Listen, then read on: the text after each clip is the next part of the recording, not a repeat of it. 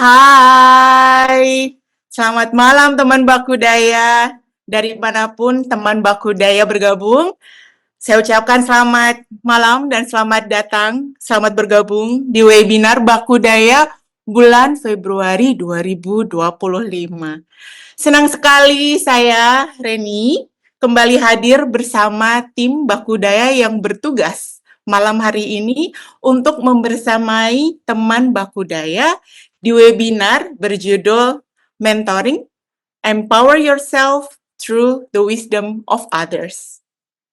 Nah, sebelum acara inti webinarnya dimulai, saya sampaikan 3 hal mengenai pelaksanaan webinar ini ya teman-teman. Pertama, agenda webinar. Agenda webinar malam ini adalah talk show yang merupakan acara inti dari speaker kita, nanti diikuti dengan tanya jawab. Nah, selama sesi webinar, fitur chat, berbicara, dan video peserta tidak aktif. Kemudian yang kedua, jika ada pertanyaan dari teman Bakudaya terkait topik, nanti akan dibacakan di sesi tanya jawab. Jadi, silakan ajukan pertanyaan tentunya terkait topik malam ini melalui Q&A form yang disediakan dari sekarang di Zoom chat. Dan yang ketiga, jika ada dari teman Bakudaya yang hadir malam ini menghendaki sertifikat kehadiran webinar, ikuti sesi webinar secara utuh dan info terkait sertifikat akan kami bagikan di akhir sesi. Teman Bakudaya, judul webinar malam ini masih berkaitan dengan bulan Februari. Bulan Februari identik dengan bulan kasih sayang. Kasih sayang atau compassion tidak hanya ada dalam hubungan personal loh, tetapi juga dalam hubungan profesional. Bagaimana cara kita mendukung dan membimbing satu sama lain untuk bertumbuh. Ada banyak bentuk dukungan individu yang tersedia, tergantung dalam fase apa dan dengan tujuan dukungan apa yang diperlukan oleh individu tersebut. Ada coaching, mentoring, training, ada consulting, dan juga bahkan ada counseling.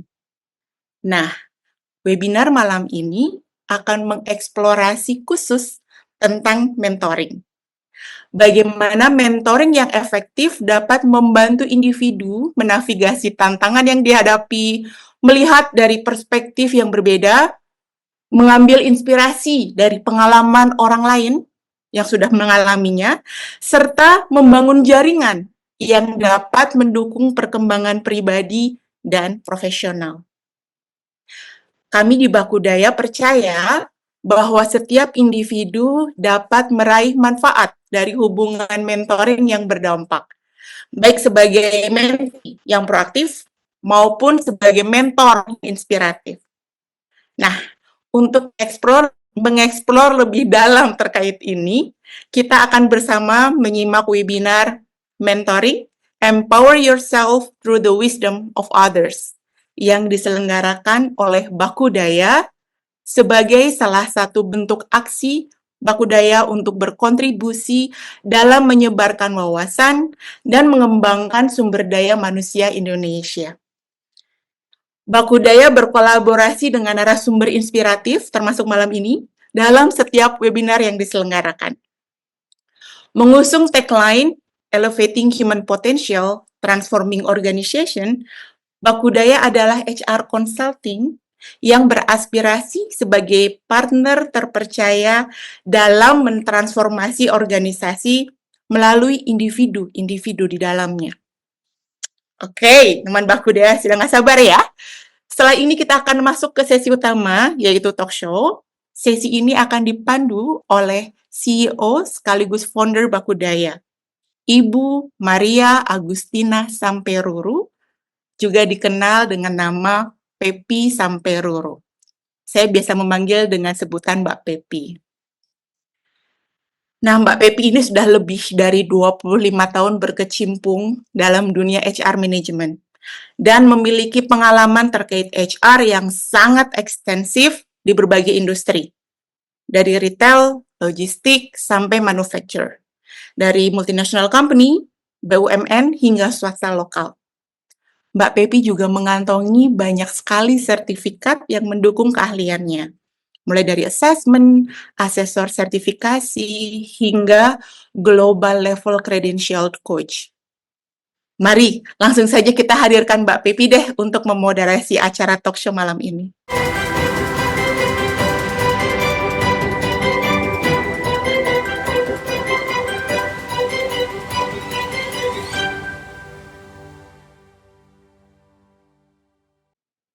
Halo Mbak Reni, selamat malam. Selamat malam Mbak Pepi. Terima kasih banyak sudah diperkenalkan dan terima kasih juga nih Mbak Reni sudah membuka webinar kita ini dengan semangat yang luar biasa. Terima kasih ya Mbak. Baik, selamat malam. Halo teman Bakudaya. Semoga semuanya dalam keadaan sehat ya. Kita jumpa lagi di webinar Bakudaya bulan Februari dengan tema Mentoring, Empower Yourself Through the Wisdom of Others. Tadi juga Mbak Reni sudah menceritakan bahwa ada berbagai bentuk untuk dukungan terhadap orang lain. Bisa coaching, mentoring, counseling, dan secara khusus malam ini kita membahas tentang mentoring. Teman Bakudaya, selamat datang di webinar hari ini. Saya senang sekali berada di sini bersama teman Bakudaya dan secara khusus malam ini kita membahas tentang mentoring. Dalam perjalanan kita, baik secara profesional maupun personal, ada satu hal yang dapat mempercepat pertumbuhan kita, yakni kebijaksanaan dari orang-orang yang telah lebih dahulu menapaki jalan yang kita lalui. Itulah kekuatan mentoring. Mentoring bukan hanya tentang mendapatkan nasihat, tetapi tentang membangun hubungan yang bermakna, berbagi pengalaman, dan membuka wawasan baru. Hari ini kita beruntung banget, teman Bakudaya, karena kita akan belajar langsung dari seseorang yang telah berpengalaman dalam dunia mentoring. Nah, sebelum kita ketemu langsung dengan orangnya, saya ingin memperkenalkan speaker kita pada malam hari ini melalui CV-nya terlebih dahulu ya. Nah, ini dia Bapak Husin Wijaya, MMPCC, Mentor Coach and Business Performance Coach. Saya biasa memanggil beliau dengan sebutan Pak Husin. Pak Husin ini seorang mentor coach and business performance coach seperti yang tertulis di dalam CV-nya yang ada di screen. Dengan pengalaman luas di bidang pemasaran, leadership, dan pengembangan bisnis, beliau telah meniti karir di berbagai posisi strategis, mulai dari industri komunikasi hingga pendampingan bisnis dan UMKM dengan lebih dari 25 tahun pengalaman profesionalnya. Saat ini Pak Husin menjabat sebagai founder Pasar Mentor. Menarik, ini tentang mentor. Kemudian mungkin nanti kita bisa tanya juga kepada beliau, apa itu Pasar Mentor ya? Dan saat ini beliau pun sebagai Managing Partner and Growth Hack Director di Warhol Agency. Kemudian beliau pun aktif sebagai Master Mentor Sigap UMKM di Kementerian Koperasi dan UKM RI. Dan juga beliau merupakan anggota Advisory Council di Harvard Business Review.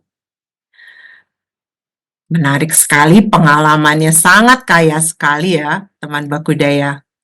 Nah, Pak Husin memiliki latar belakang pendidikan yang kuat dengan gelar Master Degree di bidang Corporate Social Responsibility dari Universitas Trisakti, kemudian Bachelor Degree in Economics Human Capital dari University of Tarumanegara, dan beliau pun mengantongi berbagai sertifikasi internasional, termasuk Professional Certificate in High Performance Collaboration and Leadership dari Northwestern University, Certified Coach in Management Coaching dari University of California, Davis, Certified Sales Coach and Certified Business Coach dari Coaching Indonesia, Digital Marketing Certificates dari University of Illinois Urbana-Champaign.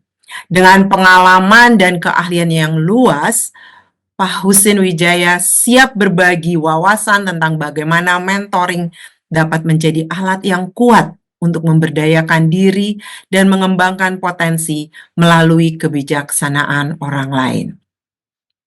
Teman Bakudaya, mari kita jalani sesi ini dengan semangat kebersamaan dan keterbukaan untuk saling berbagi dan saling belajar untuk mengenal diri secara lebih baik.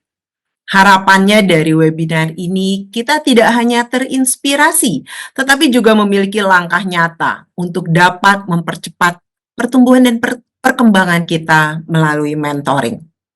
Saya Pepi, sebagai moderator, akan memandu jalannya sesi ini hingga Q&A nanti. Oh ya, form Q&A sudah ada di kolom chat ya. Silahkan dituliskan di form tersebut jika teman Bakudaya punya pertanyaan. Nah, teman Bakudaya, sudah tidak sabar lagi ya, kita langsung mau ketemu nih dengan speaker utama kita pada malam hari ini. Kita sambut Bapak Husin Wijaya.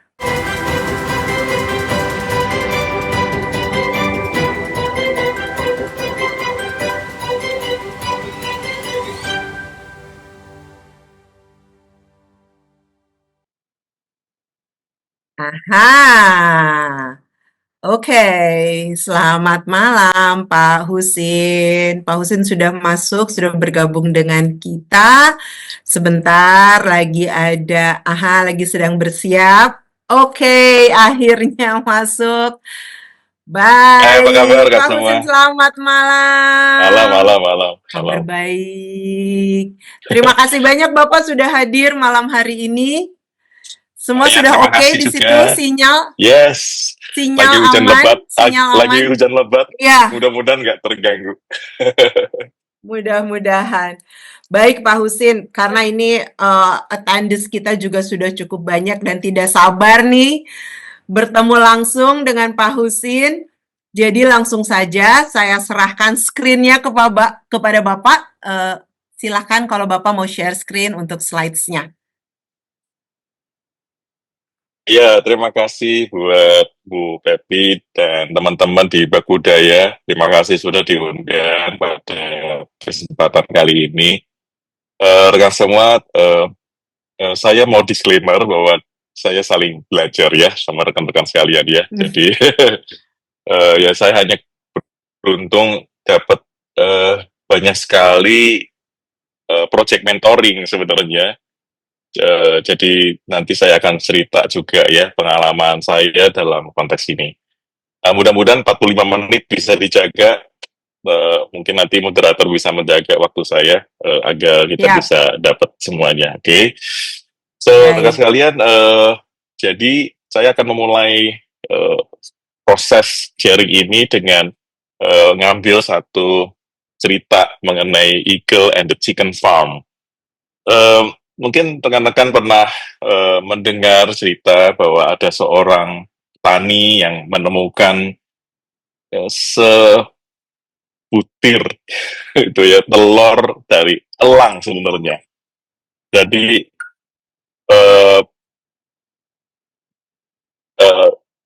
jadi ini elang ini bertelur gitu. Terus kemudian di dalam konteks ini dia naruh telurnya itu justru di tempat di mana ayam ini ya sedang bermain-main begitu, dan peternakan ayam ini gitu ya. Dan tanpa sadar kemudian ada satu ayam betina gitu yang kemudian melihat telur ini dan kemudian mengeramnya dan singkat cerita kemudian lahirlah elang ini gitu. Nah, ketika elang ini lahir gitu ya, elang ini kemudian ya bertingkah laku seperti anak ayam gitu. Jadi anak ayamnya di situ ngumpul dan dia pikir ya dia anak ayam gitu ya. Walaupun dia berusaha untuk kepak-kepakin sayap gitu, tapi dia tidak pernah mau coba untuk terbang sebenarnya. Karena dia percaya bahwa dia adalah seekor ayam gitu. Nah, satu ketika mereka sedang di peternakan itu ya di luar itu, ngelihat gitu ke atas ada seekor elang sedang terbang gitu dan yang lain lihatnya takut gitu, tapi yang anak elang ini lihatnya sesuatu gitu ya di hatinya itu kayak membara tapi dia tidak tahu apa itu. Jadi dia kemudian berusaha untuk ignore gitu. Tetapi kemudian anak-anak ayam ini atau ayam-ayam ini kemudian bilang, itu adalah seekor elang gitu. Jadi dia kasih tahu kepada anak elang ini, itu adalah elang. Nah, kita ada ayam, kita adalah ayam. Jadi kita tidak terbang. Nah, mereka ngomong sama anak elang ini. Jadi dia bilang, kita semua adalah anak ayam. Dan ada seorang tua yang bijaksana, terus notice gitu, lihat anak elang ini ada di tengah-tengah kumpulan ayam gitu. Dan dia kasih tahu ke farmer ini dan dia mengatakan, oh itu bukan ayam, itu elang itu. Dan kemudian si farmer tertawa dan berkata, katanya dia bilang, ya dia hidup seperti layaknya ayam gitu. Maka dia adalah ayam. Nah kemudian orang yang bijaksana ini kemudian nggak tahan gitu, terus kemudian dia ambil eagle ini, ya elang ini, kemudian dia ngomong gitu sama elang ini, kamu tuh sebenarnya elang dan kamu tuh layaknya harus bisa terbang gitu. Nah, kemudian dia taruh elang ini di pagar itu, di atas pagar itu, kemudian dia dorong ya elang ini untuk terbang. Tapi elang ini hesitates gitu ya, dia berusaha untuk flap the wings gitu ya, tetapi selalu gagal. Nah kemudian the wise man ini ya bawa eagle ini ke puncak gunung dan dia mengatakan, lihat tuh di angkasa itu, kamu tuh di sana sebenarnya, bukan di bawah. Dan elang ini merasakan angin itu, tapi tetap aja rasa takut. Ya ada rasa takutnya karena selama ini dia merasa dirinya ayam gitu. Nah kemudian the wise man ini dia throw ya dia lempar itu elangnya itu kemudian elang itu panik gitu. Tapi kemudian dia memaksakan diri untuk flapping ya, artinya untuk ngepak-ngepakin sayapnya itu. Nah, dalam konteks ini dia merasakan dalam pertama kali ini dia merasakan apa artinya terbang gitu ya, karena dipaksa tuh. Dan dia kemudian merasakan angin itu ada di bawah sayapnya gitu dan dia kemudian bisa terbang tinggi, makin tinggi gitu dan kemudian dia merasakan the true power ya of flying gitu. Dari situ dia merasa bahwa dia itu adalah elang dan tidak merasa lagi seperti seekor ayam. Jadi farmer cannot believe ya apa yang dia lihat. Ya, dia lihat elang yang tadinya seperti ayam itu tiba-tiba bisa terbang di angkasa dengan bebasnya dan the wise man says, you were born to be more than you believe. Nah, rekan sekalian, sampai di titik-titik ini, saya mau tanya pada rekan-rekan sekalian, ini coaching apa mentoring? Boleh enggak ya? Langsung kasih pertanyaan ya, gitu. Ini coaching atau mentoring gitu? Mungkin boleh dikirimkan apa gitu ya? I don't know, bisa nggak ya teman memberikan chat atau apa gitu ya ke teman moderator ya? Eh, Ya, apakah bisa dan apakah ini so? bisa juga lewat Q&A. Oh, Ya, iya silakan lewat ada kolom Q&A. Silakan. Q&A-nya. Sudah ada Siap. yang menjawab nih Pak Husin. Mentoring kata Mas Mentoring ya. Riyadi. Kata Mas Jati Sulung mentoring juga. Gitu. Wow. Oke. Oke. Oke. Nah, yang lain masih ragu atau masih mikir? Ya, oke, ada yang Ada yang menjawab coaching. ah, nice, Ada yang ya. menjawab coaching lagi. Oh, ramai nih Pak Husin. Dua-dua gitu ya. Heeh. Iya, Oh betul. my God. Yes, yes. Tentunya Bisa kita jawab coaching. semua ini ya, semuanya kemudian melihat dari berbagai sisi lah ya. Dan saya senang sekali Anda berinteraksi dengan kita pada malam hari ini. Thank you very much gitu ya. Ya, wow, ada lagi tuh yang bilang apa ini? Wow, coaching, coaching, coaching. Coaching. Wow. Yes, yes, Ya. yes. Wow, Mhm. cool. Mhm. Jadi kan sekalian ini yang selalu jadi pertanyaan besar bagi para coach dan mentor sebenarnya. Jadi ini bukan pergumulan biasa sebenarnya, tapi ini pergumulan yang sangat sering terjadi di antara para coaches dan para mentors sebenarnya. Kisah ini nih sebenarnya mentoring atau coaching begitu. Nah, sehingga kita perlu memberikan definisi kan sebenarnya ya, agar kita tidak lari ya dari definisi coaching dan mentoring. Nah, tapi kalau coaching, saya yakin rekan-rekan di bawah bimbingan Ibu Pepi ya dan kawan-kawan Ibu Reni juga ya, nah, Anda tahu lah ya coaching itu apa ya. Jadi saya fokus kepada mentoring ya. Jadi saya kemudian bertanya kepada Gemini, ya saya tanya kepada AI ya, mentoring itu apa? Dan kemudian AI menjawab begini, mentoring is a dynamic, reciprocal relationship where a more experienced individual atau mentor guides and supports a less experienced individual, mentee, in their professional and personal development. Jadi, ini adalah hubungan yang sangat resiprokal, ya hubungan yang sangat mutual gitu, dan dinamis antara seorang yang berpengalaman dengan orang yang tidak punya atau less experience ya di dalam konteks profesionalnya atau dunia kerjanya maupun juga personal development. Nah ini eh, mesti dipegang dulu nih definisi ini ya. Nah kemudian dikatakan oleh Gemini itu dia bilang itu, it involves sharing knowledge, skill, and experience to empower the mentee to reach their full potential.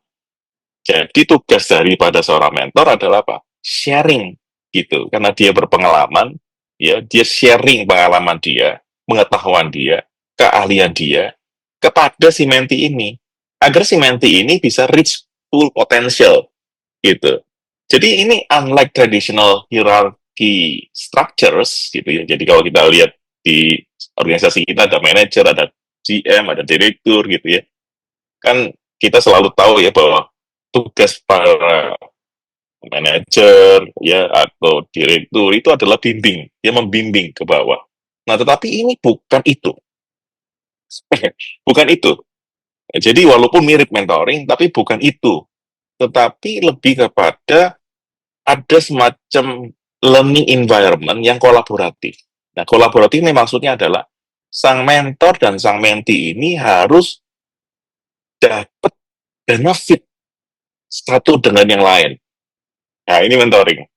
Nah, jadi pengertian mentoring ini saya tidak tahu ya, karena kan waktu pertama kali itu mendengar kata mentoring, apakah pengertiannya lebih kepada sharing knowledge, sharing skill, sharing experience dari orang yang berpengalaman kepada orang yang tidak berpengalaman, gitu ya. That's it, gitu. Nah, menurut Gemini tidak gitu. Ya, menurut daripada AI, dia mengatakan nggak gitu. Kalau itu berarti itu structure organization. Jadi direktur bimbing GM, GM bimbing manager, manager bimbing supervisor, supervisor bimbing staffnya. Nah itu adalah traditional. Jadi itu juga mentoring, tetapi mentoringnya tidak seperti bayangan mentoringnya aslinya, kira-kira gitulah. Aslinya mentoring itu adalah dua belah pihak dapat benefit. Unik ya. Mungkin dari sini mungkin rekan-rekan sudah mulai menyadari bahwa selama ini kita mikirnya yang yang apa eh, yang pengalaman ya sharing-sharing, kasih pengetahuannya kepada sang sang menti, selesai di situ. Jadi seakan-akan mentinya yang dapat benefit, mentornya enggak gitu. Nah, ternyata enggak gitu. Ternyata mentor itu dapat benefit dari kegiatan kegiatan eh, daripada mentor ini gitu ya. Eh, jadi dari pengalaman saya mentoring dulu ya, itu saya sebenarnya jujur dapat banyak manfaat. Nah, manfaatnya apa nanti saya ceritakan ya. Nah, jadi kalau kita rucutin ke tempat kerja, saya yakin rekan-rekan di sini kebanyakan adalah profesional ya. Nah, mungkin ada yang business owner, eh, tetapi kebanyakan profesional di workplace. Nah, mentoring di dunia kerja itu ternyata gitu. Makanya ini harus beda ini antara structure tadi ya dengan yang unstructure. Yang unstructure ini mentoring gitu. Tapi yang kalau yang structure itu mungkin bentuknya itu mentoring yang sifatnya cuma ngajar, kira-kira gitulah ya kalau saya mau pakai kata bahasa yang sederhana. Jadi mentoring in workplace itu mestinya bentuknya itu tidak formal. Karena kalau formal berarti dia structure. GM mentoring manajernya gitu. Atau GM mentoring staffnya, supervisornya, misal begitu. Ajarin. Tetapi bentuknya hierarki gitu. Nah, kalau mentoring in workplace, bentuknya informal, means semua orang di dalam organisasi yang punya pengalaman tertentu, punya skill tertentu, punya knowledge tertentu, mampu jadi mentor. Gitu. Jadi mampu jadi mentor. Jadi informal and mutualistic. Kedua itu konteks bound. Ya, artinya konteks bound itu begini. Kalau yang dibutuhkan itu adalah misalnya dia kurang skill di dalam project management, misalnya gitu. Maka yang harus jadi mentor adalah orang yang ngerti tentang project management. Nah, konteks gitu. Itu namanya konteks. Nah, kalau waktu di tengah-tengah mentoring kemudian berkembang juga misalnya tentang dunia penjualan, ya skill tentang jualan misalnya. Nah, itu kan di keluar konteks tuh. Nah, itu another type of mentoring gitu ya. Jadi sampai di sini rekan-rekan ngerti ya garis besarnya gitu. Dan yang ketiga itu tentunya adalah long term development. Maksudnya gini, eh, banyak orang itu berpikir gini, coaching itu harusnya long term, mentoring itu harusnya short term. Siapa itu yang kayak gitu, punya pemikiran begitu? Mentoring itu harusnya short term, karena mentoring itu kayak ngajarin kan, ngajarin kamu nggak pinter matematika, aku pinter matematika, aku ajarin kamu biar pinter matematika. Nah, itu kan mentoring. Dan kita beranggapan bahwa mentoring itu harusnya short term, karena kita langsung kasih solusi, nyuapin gitu. Betul ya, gitu ya. Dan coaching itu kan enggak. Coaching itu selalu sifatnya transformational, gitu ya. Jadi sifatnya mentransformasi. Nah, kalau dengar kata transformasi itu kan kayaknya jangka panjang gitu. Gitu. Nah, ini sesuatu yang saya dapati ya, menarik sekali bahwa ternyata pengertian coaching itu transformasi itu bentuknya itu selalu nggak panjang-panjang.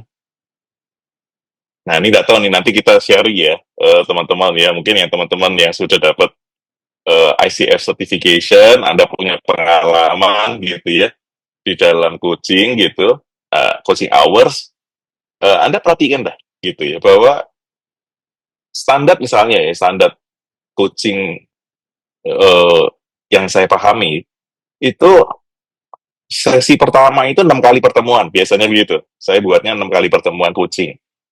Masing-masing 1 jam, 1 jam setengah misalnya. Perhatikan, dia selalu kasih satu topik ke kita, gitu ya, si coachingnya ini, dan topik itu kemudian kita bahas. Biasanya, kalau si coachingnya ini benar-benar ikut kolaboratif dengan kita, gitu ya, open, yang membuka diri terhadap transformasi itu, biasanya pertemuan tempat kelima aja udah beres. Ini dari pengalaman saya. Jadi dia sudah dapat sesuatu di situ, modal untuk ngembangin diri. Nah biasa setelah itu mereka nggak berminat lagi untuk coaching, gitu ya. Ya tapi ada juga yang sampai enam-enamnya karena merasa saya sudah bayar Pak Husin gitu ya, kenapa nggak maksimum gitu ya. Jadi itu satu hal. Tetapi mentoring nggak gitu.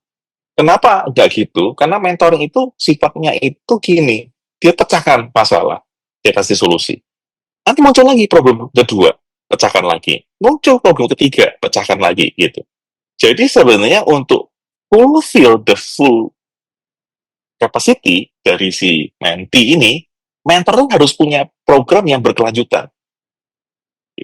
Nah ini nggak tahu ya, nanti teman-teman yang kerja di perusahaan profesional yang ada program mentoring di organisasinya mungkin bisa nanti diskusi sama kita semua ya.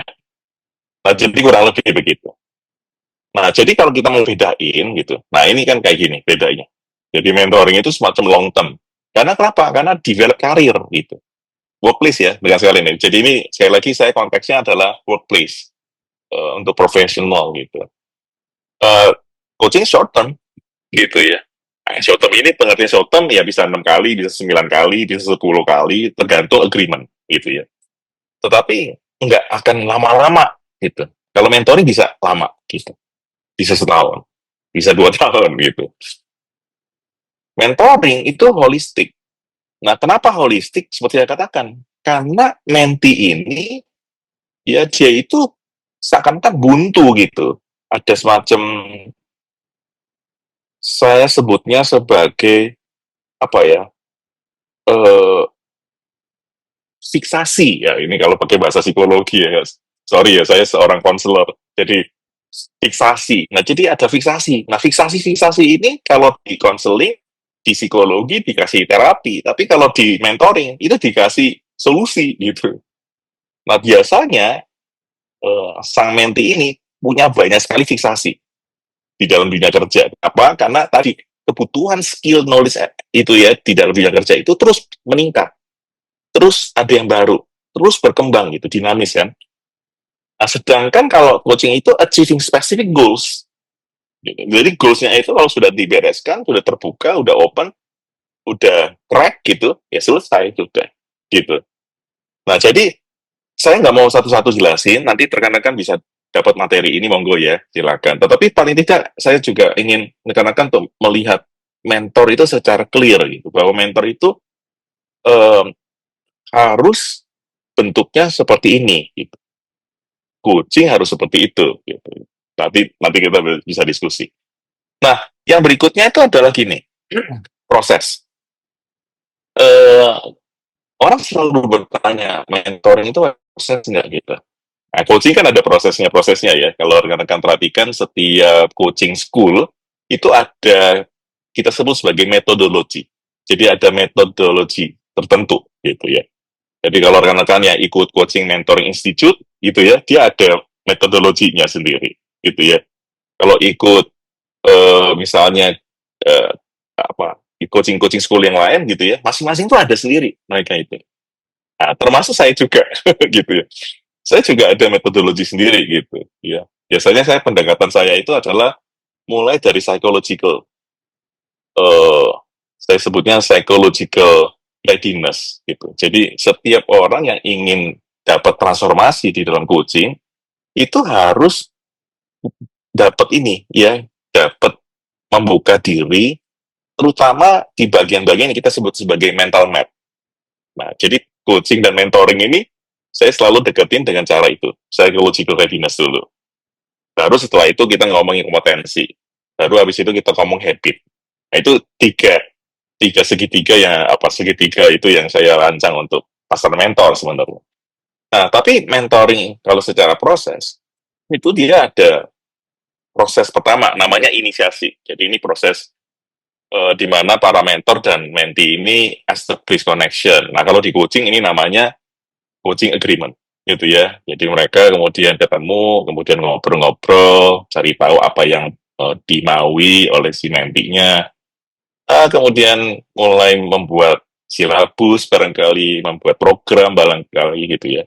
Nah, setelah itu baru kemudian mereka membangun relasi yang lebih dalam. Nah, ini wujudnya macam-macam nih. Bisa bentuknya regular interactions, ya, yang mungkin ketemu sebulan sekali atau 2 minggu sekali, tergantung daripada kebutuhan.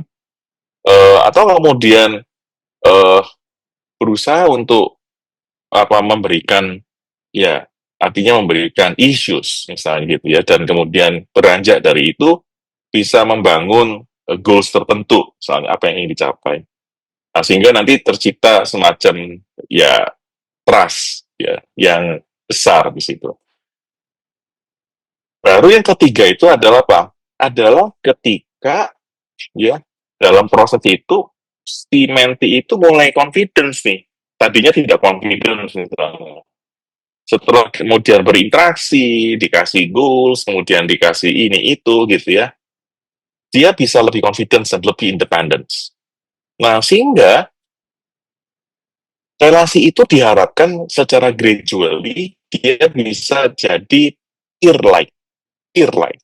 Jadi tadinya kayak si mentornya itu ngajarin si mentinya, nanti dalam perjalanan ketika si mentinya dapat banyak dari mentornya dan kemudian tiba-tiba dia par nih dengan si mentornya. Nah, di sini dia tidak lagi jadi sekedar menti, tapi dia jadi peer-like. Ya, tetap bahasanya menti, tapi ini nuansanya jadi peer-like gitu. Ya, jadi rekan-rekan begitu.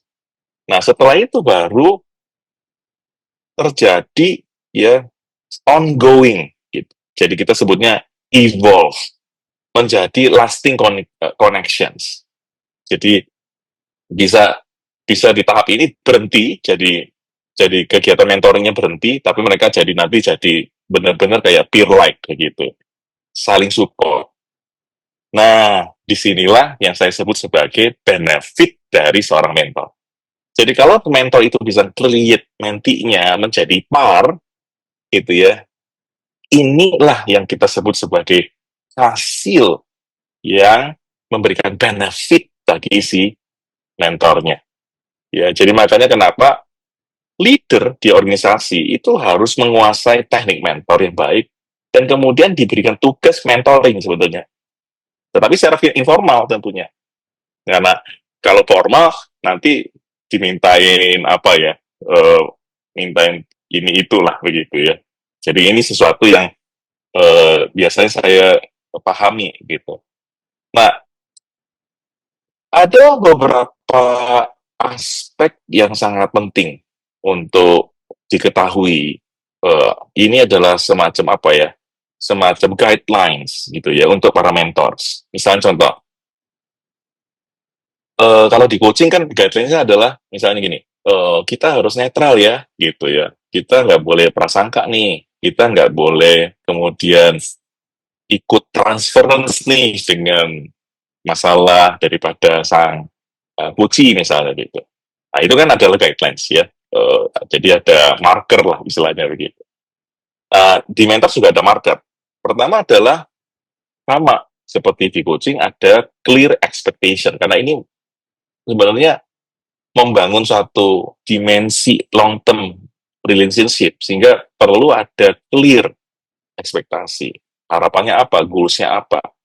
Nah, jadi walaupun mentoring itu dibilangnya jangka panjang, tetapi sebenarnya mereka itu dibatasi oleh goals gitu. Jadi goals 1, goals 2, goals 3, goals 4 dan seterusnya. Sehingga nanti bisa muncul macam-macam di situ ya, meeting frekuensi, kemudian communication methods, ya barangkali active listening-nya kayak apa, supportnya kayak apa, safe space. Nah, ini kalau di mentoring safe space ini sama kalau di coaching namanya confidentiality gitu ya. Nah, jadi ini yang disebut guidelines. Kemudian yang berikutnya adalah share experience and knowledge. Of course, gitu ya, karena mentor tugasnya adalah sharing this kind of knowledge dalam konteks tentunya. Tapi ini adalah own experience, gitu ya, own experience. Bukan experience orang lain, gitu ya. Ini adalah own experience. Kemudian yang ketiga itu encourage and motivate gitu. Karena mentor, karena ini long term ya. Kadang-kadang isunya nanti bukan keilmuannya atau sharing pengalamannya, tapi isunya nanti adalah bagaimana merubah habitnya gitu loh. Pasar mentor membuat modelnya itu ada habit terakhir itu. Ya, jadi habit changes. Jadi saya percaya sekali bahwa apa? Kita sebagai mentor kita harus bikin si mentee ini lebih confidence gitu ya. Encourage dia untuk take new challenges gitu. Karena ke depan nanti ya nanti saya ke-sharingkan setelah ini bahwa nanti hubungannya itu nanti tidak lagi sebagai mentor mentee tapi peer like gitu. Sehingga nanti mutual ini tidak lagi kayak ketergantungan satu dengan yang lain. Nah, kalau rekan-rekan membuat mentoring sistemnya sampai ketergantungan sama bapak dan ibu terus menerus sampai terakhir, nah itu sebenarnya mentoring yang eh, tidak tepat sebenarnya gitu. Tidak tepat. Tidak boleh dibikin kayak ada ketergantungan gitu. Karena sasarannya adalah peer like. Dan kemudian maintain confidentiality tentu ini adalah sesuatu yang sangat penting ya, menjaga trust kan gitu ya. Jadi trust buildingnya melalui confidentiality. Maka biasanya juga kalau di coaching kan ada coaching agreement ya, bikin agreement tanda tangan gitu ya. Sama di mentor juga begitu. Nah untuk mentee sifatnya itu harus dia yang harus proaktif gitu kan, karena dia yang butuh kan. Dia harus own the opportunity. Jadi kita harus ngomongin, makanya di inisiasi, di proses inisiasi tadi, dan waktu cultivation itu adalah satu momen kesempatan di mana si mentor dan mentee bisa ngomong-ngomong gitu ya. Aku mau capai apa nih? Gitu, goals apa? Gitu ya. Kemudian bagaimana timelinenya? Kemudian bagaimana kita membangun hubungan? Gitu. Nah, nanti di konteks ini ada masalah etika, gitu ya. Etikanya adalah gini, pertanyaannya ya, boleh nggak mentornya itu perempuan, mentinya laki-laki? Atau sebaliknya, mentornya laki-laki, mentinya perempuan? Karena ini masalahnya long term, dan nanti jadi peer-like. Nanti ada deep relationship. ini etika yang harus kita pikirkan baik-baik. Oke? Nanti kita bisa diskusi di situ. Nah, kemudian yang kedua, be open to feedback. Jadi, si mentee ini tidak boleh cuma terima tok, gitu ya. Tetapi dia juga harus kasih feedback, gitu ya. Atau mendapatkan feedback, kemudian memfeedback kembali. Nah, ini yang saya sebut sebagai salah satu benefit mutual relationship ini. Jadi, si mentornya juga dapat feedback, gitu loh, dari si mentee-nya. Yang ketiga itu communicate effectively. Maksudnya gini, jangan simpen-simpen gitu. Jangan di-hidden. Kan sudah ada confidentiality. Jadi harus open. Gitu ya. Nggak bisa sembunyi-sembunyi. Gitu. Jadi harus open. Nah, mentornya harus dewasa nih. Karena begitu terima kayak gini, ini hati-hati. Karena dunia kerja kan. Di dunia kerja. Bisa jadi nanti yang menjadi mentornya itu bosnya sendiri gitu. Nah, apakah gitu ya, tantangan komunikasi ini bisa diterobos dengan saling membuka diri. Kalau tidak nanti salah paham. Kalau tidak nanti tidak efektif. Kayak cerita Elang tadi gitu, ya. Dikasih tahu kamu tuh elang, elangnya nggak bisa menyadari itu dan tidak open. Kenapa? Karena dia merasa dia itu anak ayam, gitu. Yang terakhir adalah full through the commitments. Maksudnya gini, setiap kali coaching, mentoring itu pasti sama seperti coaching kan, ada action plan gitu. Kan diakhiri selalu begitu kan, ada action plan-nya. Nah, itu juga harus dimiliki oleh program mentoring. Action plan-nya apa? Nah, setelah itu dijalanin. Jadi bukan sekedar cuma diterima. Kadang-kadang di coaching itu yang jadi kelemahan di coaching ya adalah apa? Adalah di action plan-nya. Si coaching itu sudah terima, udah nyadari, udah terbuka, udah open. Tetapi begitu dia sebutkan action plan-nya 1, 2, 3, 4, belum tentu dia jalanin. Nah, ini salah satu saya sebut sebagai fallacy of coaching, teman-teman. Tapi kalau di mentoring, dia suka nggak suka jalanin. Kenapa? Karena ini relate dengan dunia kerja dia, relate dengan fungsinya dia, relate dengan output daripada productivity-nya dia di perusahaan. Nah, dan dia kemudian harus menjalani. Kenapa? Karena ini long term kan. Nanti ditanya lagi, kemarin udah jalanin belum? Ada kesukaan apa? Dan seterusnya. Kan rugi kalau dia nggak jalani. Gitu ya. Nah, kalau coaching, nah ini tantangan tersendiri sebenarnya. Nanti kita boleh diskusi itu ya. Nah, saya akan lanjut lagi do and don'ts. Jadi, kalau kita bicara mentoring, ada do's. Do's-nya itu adalah build a strong rapport. Sekali lagi ya, confidentiality ini harus benar-benar dijaga. Jangan sampai akhirnya jembatan yang mau dibangun itu ya, itu jadi rusak oleh karena tadi trust-nya less gitu atau rusak gitu. Set a clear goals and expectation, of course, semua coaching and mentoring punya ini, jadi harus ada set goals and expectation. Kalau nggak clear, susah nanti untuk melihat ini progress atau enggak gitu. Kemudian provide constructive feedback and guidance means kalau feedbacknya itu tajam, sekali lagi nih, kan kalau di coaching pertanyaan setajam apapun itu enggak apa-apa ya, bener ya? Kan pertanyaan namanya. Tapi kalau di mentoring kan ini bukan pertanyaan toh. Dia ajarin gitu. Dia kasih masukan gitu. Nah, kadang-kadang si mentinya, sorry lo ya, bebal. Ya, kalau bahasa saya itu dia ada bias di dalam cara berpikirnya. Sehingga dia tidak bisa nggak bisa didirect. Nah, kalau nggak bisa didirect, mentor tuh biasanya suka maksain gitu. Kan dia pengalaman. Dia tahu jalan ini berliku-liku, jalan ini lurus. Dia tahu ini ada lubang, ini ada batu, gitu kan, si mentornya kan. Jadi dia ngingetin si mentinya, jangan lewat ini karena nanti ada lubang, ada ini, ada itu. Nah, tapi kadang-kadang si mentinya merasa, why not? Aku perlu tahu juga, ya kan, bagaimana kesandung, bagaimana ini masuk lubang, bagaimana kemudian lompat keluar dari masalah. Ya terserah gitu. Tapi sekali lagi, kadang-kadang constructive feedback ini bisa dalam bentuk yang sangat tajam. Encourage the mentees professional and personal growth. Nah, ini juga satu hal, ya. Saya temukan biasanya ketika yang jadi mentor tuh anak muda, yang jadi mentinya orang tua. pernah dapat isu gitu enggak Bapak dan Ibu sekalian di dalam perusahaan Anda?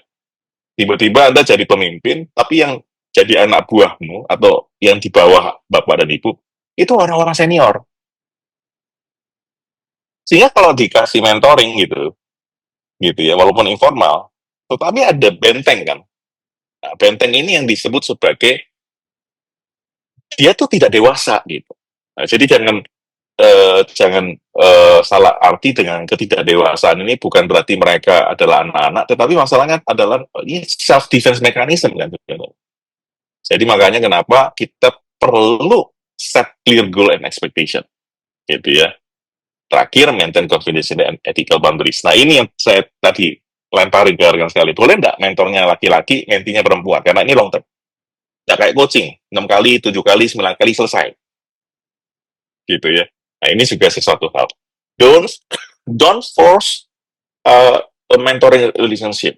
Kalau memang nggak cocok, gitu ya. Kan mentoring itu cocok nggak cocok ya. Walaupun orang ini punya pengalaman yang kita mau, tapi kalau kemudian kita merasa dia nggak cocok, kita juga nggak cocok, ya bubarin aja. Gitu ya. Jangan micromanage. Jadi jangan kayak nanti try to control gitu. Ini adalah karirnya dia. Tetap semua keputusan mengembangkan diri, setelah dapat ilmu, dapat skill itu adalah di tangan mentee, bukan di tangan mentor. Mentor hanya yang kasih. Tapi kalau si mentinya nggak mau jalanin, nggak mau kembangin, nggak mau pakai, ya itu up to him, gitu. Benar nggak sih? Kemudian offer unsolicited advice, misalnya. Gitu ya. Jadi, kita kan sharing knowledge doang ya, sharing skill ya. Tapi kadang-kadang suka kejebak di mentornya maksain, misalnya gitu. Nah, tadi saya sebutin ada constructive feedback. Beda. Constructive feedback itu bukan maksain, tapi dia itu kasih pernyataan yang tajam gitu ya, bukan maksain. gitu. Jadi ini maksain itu beda. Jadi maksain itu berarti apa? Pokoknya setiap kali ketemu sudah lakukan belum? Belum, lakukan dulu, gitu kan? Nah, nggak bisa begitu. Kemudian use the mentoring relationship for personal gain. Nah, ini politik kantor atau apa nih? Hati-hati nih, gitu ya. Ada apa keinginan untuk mendekati si menti dengan cara program-program informal kayak gini. Nah, ini hati-hati juga, itu terutama bagi yang jomblo-jomblo. Be careful, ya kan? Eh, karena ini bukan bukan seperti itu, gitu. Nah, breach confidentiality. Sekali lagi, jangan breach any confidentiality, gitu ya. Gosipin dia apa-apa. Aduh, bahaya sekali itu. Ya, sekali dilanggar selesai kamu. Karir kamu sebagai mentor di tempat itu selesai sudah, gitu ya. Nah, jadi saya ingin memberikan juga masukan mengenai loop-sided mentoring. Kita harus avoid ini. Maksudnya apa? Ketergantungan. Jangan sampai buat kondisi akhirnya si menti ini tergantung sama mentor terus-menerus gitu. Tugas kita bukan itu. Tugas kita adalah bikin dia jadi peer-like gitu ya. Jadi bukan menjadi ketergantungan. Maintain boundaries. Jaga diri baik-baik, jangan transference, jangan terlibat ya beyond mentoring gitu. Nah, ini benar-benar profesional. Jangan ada konflik of interest. Kalau Anda merasa Anda manajer, dia supervisor Anda, kemudian Anda pengen mentoring dia, dan tiba-tiba ternyata terjadi semacam, ya, apa ya, kita sebutnya konflik of interest. Ya, segera beresin. Keluar dari situasi itu, minta mentor yang lain untuk kerjakan. Gitu ya. Dan sekali lagi, ini mentoring. Jadi ini bukan sesi terapi. Sesi terapi itu personal disclosure-nya tinggi, ya kan? Di psikologi ya, psikolog itu kan bahasa sampai ke dalam-dalam kan. Nah, ini enggak, mentoring enggak ngomongin tentang keluarganya, ngomongin tentang apanya, hubungannya apa-apa, enggak. Ini benar-benar batasnya, konteksnya adalah dunia kerja, misalnya gitu loh. Jadi hati-hati jangan sampai keluar dari personal ini, disclosure ini, gitu. Jadi rekan sekalian, mungkin itu saja ya yang saya pengen berikan ya. Mudah-mudahan ruang yang sisa yang banyak ini gitu, bisa kita banyak diskusi saja gitu ya. Jadi kesimpulannya nanti saya serahkan kepada masing-masing rekan gitu. Kesimpulannya apa nih mentoring gitu ya. Karena ini sudut pandang saya pribadi dari pengalaman dan kemudian berinteraksi dengan Gemini gitu ya. Jadi ini adalah sesuatu yang saya pikir worthwhile untuk kita ngomongin lebih dalam melalui percakapan. Ya, jadi saya seorang coach, maka saya encourage kita bercakap-cakap, oke? Okay? Thank you very much. Terima kasih, saya serahkan lagi ke Ibu Pepi. Baik, terima kasih Pak Husin. Oke, ini Bapak sudah ada pertanyaan yang masuk. Mungkin sebelum kita masuk lebih jauh lagi ke sesi tanya jawab yang teman Bakudaya sudah tuliskan di dalam form Q&A yang sudah kita bagikan, di sini ada 2 pertanyaan nih Pak Husin di bagian Q&A. Yang pertama dari IT Toastmasters. Kapan waktu yang terbaik untuk coaching dan untuk mentoring sehingga coachee dan mentee tidak dapat coachee dan mentee kita dapat hasil terbaik? Ya sekali lagi lihat definisi tadi gitu ya. Kalau Anda merasa bahwa ini berkaitan dengan knowledge and skills yang dia kurang, selama ini kan kalau perusahaan-perusahaan itu bicara gap antara knowledge dan skill itu selalu ujungnya training sebenarnya gitu ya. Nah, saya seorang trainer juga sebenarnya. I'm doing 25 years in training industry. Biasanya banyak perusahaan tuh kemudian langsung, Pak, ini ada masalah gini, boleh nggak dibikin silabus, training, apa-apa gitu. Nah, cuman belakangan, kalau rekan-rekan perhatikan di perusahaan Anda, justru sekarang tekanannya pada push training kan.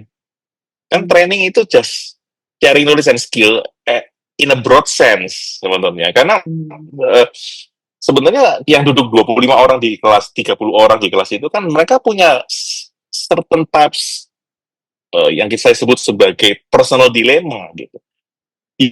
Yang sebenarnya mereka butuh jawaban, tapi kalau di kelas itu sungkan angkat tangan.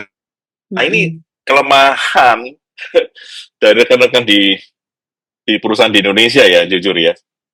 Saya tidak tahu di multinasional, tapi ya saya 1-2 multinasional saya lihat mereka sudah gayanya sudah beda ya. Tapi kalau kebanyakan eh, yang saya tangani ini, kalau di kelas itu kalau disuruh tanya tidak ada yang nanya, tapi begitu kita break, wow, udah satu-satu nyamperin gitu. Nah, ini satu hal. Tetapi menurut saya adalah ketika rekan-rekan melihat bahwa ini nih adalah lebih kepada how to improve mereka punya productivity,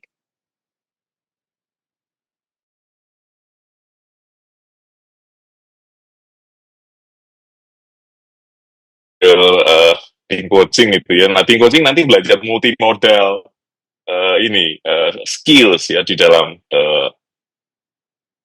tim coaching sebenarnya. Nah, jadi ini satu hal yang saya pahami seperti itu. Tapi kalau Anda merasa bahwa ini bukan masalah skill and knowledge, mungkin ada yang tahu tentang ini ya,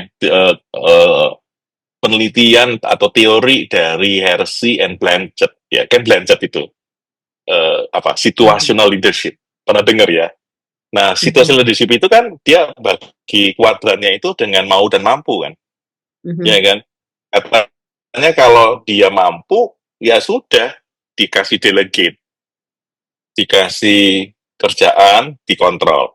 Tapi kalau dia tidak mau, kamu harus kasih coaching gitu kan? Nah, jadi coaching itu kalau dari pengertian itu adalah ketika kita melihat dia itu mampu tapi tidak mau, gitu, gitu ya. Jadi kalau bahasa sehari-hari kita demotivate, ya, oh ini staff ini demotivate gitu, ya kan? Karena bonusnya tidak turun-turun, padahal Februari mestinya turun, tapi sampai mau deket-deket Maret nggak turun-turun gitu. Nah, gitu kan demotivate. Nah, tapi kalau sifatnya temporary ya tentunya tidak perlu coaching, ya kan? Hanya dikasih surat selebaran dari HC gitu, bilang, oh sorry ya, lagi dihitung, gitu-gitu doang. Tapi kalau eh, Anda lihat dia itu calon pemimpin, dan kemudian dia perlu dirubah cara berpikirnya, gitu ya. Mental map-nya juga harus di apa ya, disebut sebagai reformasi, ya, jadi di formasi yang dire gitu. eh gitu ya. Nah, itu perlu coaching. Jadi coaching itu memang sifatnya itu adalah ngebongkar sesuatu yang sifatnya itu sangat apa ya, sangat deep sebetulnya, sangat deep. Nah, makanya nanti kalau rekan-rekan ngambil sertifikasi gitu ya, nah, Anda akan belajar bagaimana mendengarkan dengan aktif. Nah, mendengarkan dengan aktif itu maksudnya apa sih? Adalah mendengarkan yang lebih dalam sebetulnya. Ini tidak tahu bahasa saya mudah dimengerti enggak ini, tapi going deep gitu ya. Jadi kalau gampangnya gini lah, gunung es gitu. Nah, ice ini yang di atasnya tips of the iceberg-nya ini kelihatan gitu ya. Kan biasanya kalau yang kelihatan tuh behavior-nya ya. Ya, cara dia berpikir apa segala macam kan nggak kelihatan soalnya.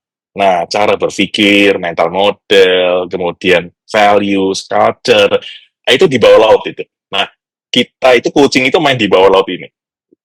Gitu. Kalau mentoring itu main di tips of the iceberg. Nah, gitu ya. Kalau mungkin itu bahasa yang lebih mudah lah. Begitu. Mungkin itu ya bisa dimengerti rekan IT Toastmaster. Ya, mudah-mudahan ya bisa ini. Silakan kalau pengen Bisa terjawab. ada pertanyaan. Ya. Baik, terima kasih. Semoga terjawab ya, Mas Kakak Kak Iti.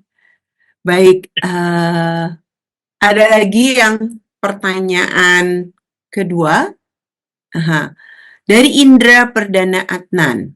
Setuju coaching biasanya lebih cepat karena kan terstruktur. Kalau mentoring biasanya lebih mengikuti kebutuhan mentinya. Kemudian baru strukturnya yang terbentuk belakangan. Saya bukan certified coach, hanya train. Oh, oke. Ini hanya sharing aja, Pak Husin. Ya, thank you, Sharing thought. Mas Indra. Yes. Thank you. Oke. Kita masuk dulu ke pertanyaan pertama yang diajukan di form Q&A. Jadi ada pertanyaan pertama, Pak Husin, dari Shirley. Kalau coaching ada sekolah atau edukasinya, lalu asosiasi atau federasi. Di dunia mentoring bagaimanakah, Pak? Terutama untuk yang mengatur standar etika. Oh, maksudnya jadi kalau coaching ada sekolah, ada asosiasi. Nah, kalau mentoring bagaimana? Gitu, Pak Husin. Iya, baik. Terima kasih ya. Sebentar ya, saya tukar kacamata dulu ya. Ini mata tua soalnya. Oke. Jadi gini, saya rasa waktu saya mempelajari tentang asosiasi coaching ya, dalam hal ini ICF, saya memperhatikan mereka juga suka sekali menggunakan kata mentoring sebetulnya. Nah, jadi sebenarnya ICF juga sebenarnya tanpa tanpa kemudian gembar-gemborin tentang mentoring gitu, karena mereka definitif bilang coaching gitu. Tapi sebenarnya mereka juga memberikan semacam catatan ya, nilai-nilai mentoring sebetulnya. Dan juga karena kan tahu bahwa coaching school itu ya, para gurunya coaching school, guru ini itu sebenarnya juga harus ikut sertifikasi mentor coach namanya. Jadi mereka juga jadi mentor untuk para coach yang ingin dapat sertifikasi gitu ya. Nah, jadi mentor coach ini ya berarti dia mentor juga gitu kan, walaupun dia seorang coach, tapi ternyata dia juga harus ikut sertifikasi mentoring sebetulnya. Nah, jadi saya pikir saya tahu bahwa asosiasi coaching di dunia ada macam-macam gitu ya. Ada yang dari Eropa, ada yang dari dari Amerika gitu ya. Tapi saya pribadi melihat bahwa ICF itu sudah cover everything sebenarnya. Jadi rekan-rekan bisa mengacu kepada ICF karena mereka juga ya artinya tidak mendikotomi antara mentoring coaching sebenarnya, karena mereka juga kita pakai program mentoring juga. Tapi kalau kita bicara asosiasi mentoring di dunia, sebenarnya saya merasa tidak ada yang quote-unquote terkenal sebenarnya. Ya, jadi tidak ada yang terkenal, tidak ada yang masif, yang growing seperti ICF, ya seperti teman-teman dari IMCC misalnya dari Eropa gitu. Itu nggak ada sih, gitu ya. Jadi mungkin teman-teman nanya, kok Pak Husin bikin gerakannya namanya pasar mentor, gitu ya. Nah, ini ada ceritanya. Karena gini, pengalaman saya training di banyak perusahaan besar kecil, UKM maupun juga korporat, itu mereka itu suka sekali menggunakan kata mentor ketimbang kata coaching. Ya, jadi kalau kita lihat hari ini sebenarnya industri coaching di Indonesia itu masih baby gitu. Sedangkan kata mentoring itu udah kayak orang yang sudah 17-20 tahun gitu.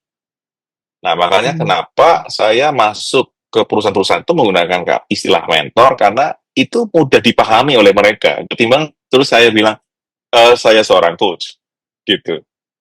Nah, jadi, ya ini yang sebenarnya tantangan untuk industri coach. Tapi saya lihat bahwa industri coaching di dunia berkembangnya luar biasa gitu, ketimbang mentornya gitu.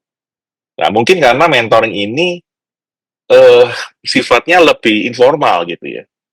Sedangkan coaching itu formal banget gitu. Maksud saya formal gini, ada sertifikasinya, harus 3 tahun kemudian harus diulangi lagi, ngambil ini, ngambil itu, gitu kan.